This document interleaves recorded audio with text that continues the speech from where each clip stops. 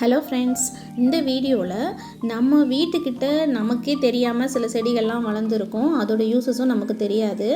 அந்த மாதிரி இப்போ நான் ஃபைண்ட் பண்ணும்போது எங்கள் வீட்டுக்கிட்டேயே சில மூலிகை தாவரங்கள்லாம் நின்றுது. சரி, அதையே நம்ம ஒரு வீடியோவாக ஷூட் பண்ணலாம் அப்படின்னு தோணுச்சு. ஸோ அதனால் நான் இதை வீடியோவாக மேக் பண்ணியிருக்கேன். இப்போ எங்கள் வீட்டில் பார்த்திங்கன்னா என்ட்ரன்ஸில் நாங்கள் மணி பிளான்ட் வச்சுருக்கோம். அது கயிறு கட்டி விட்டுருக்கிறதுனால அது நல்லா அழகாக வீட்டுக்கு வர்றவங்களை வரவேற்கிற விதமாக நல்லா அமைஞ்சிட்ருக்கு.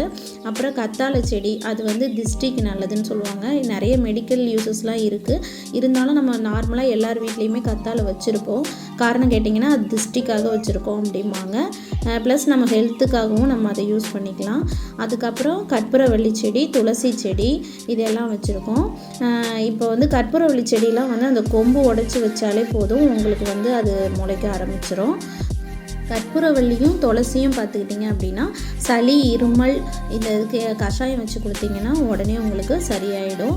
ஸோ குழந்தைங்க வீட்டில் இருக்கவங்களாம் கண்டிப்பாக இந்த 2 செடியுமே வீட்டில் வைங்க, ரொம்ப யூஸ்ஃபுல்லாக இருக்கும்.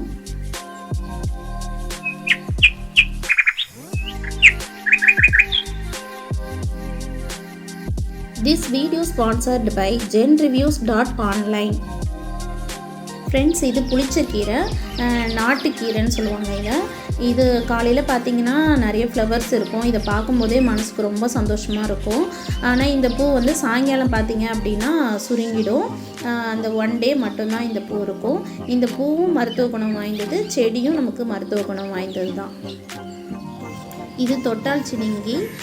இந்த செடி நம்ம ஸ்கூல் டைமில் படிக்கும்போது நம்ம படிச்சிருப்போம். தொட்டால் அது இலை மூடிக்கும் அப்படின்றது.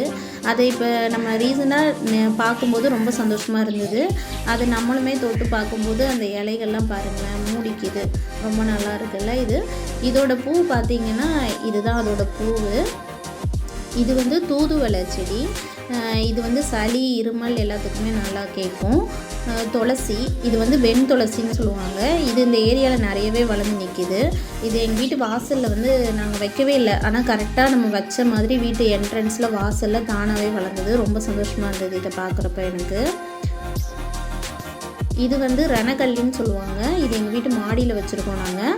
இந்த செடி சிறுநீர் கற்களை வெளியேற்றுமா. டெய்லி ஒரு இலை வீதம் நம்ம ஒரு 7 நாள் சாப்பிட்டோன்னா நம்ம உடம்புல கல் இருந்தால் அது வெளியில் போயிடும் அப்படின்றாங்க. இது நமக்கு தெரியும் குப்பை மேனி. இது கீரையாகவும் யூஸ் பண்ணிப்பாங்க. இது பைல்ஸ் பிரச்சனை இருக்கவங்க, சளி, இருமல், அப்புறம் உடம்புல அரிப்பு, தேமல் இருக்கிறவங்க அதெல்லாம் இந்த செடியை யூஸ் பண்ணிப்பாங்க. குப்பை மேனின்னு சொல்லுவாங்க. இது நம்ம தெருவில் வீட்டு ஓரங்களில் தானாகவே வளர்ந்து நிற்கிது. ஃப்ரெண்ட்ஸ், இந்த மாதிரி உங்கள் வீட்டுக்கிட்ட நீங்கள் பார்த்த செடி, ஆச்சரியப்பட்ட செடி, இதுதான் அந்த செடியா, இதில் இவ்வளோ யூஸ் இருக்கா அப்படிங்கிற மாதிரி நீங்கள் ஏதாவது பார்த்த செடி இருந்தால் கமெண்ட் பண்ணுங்கள்.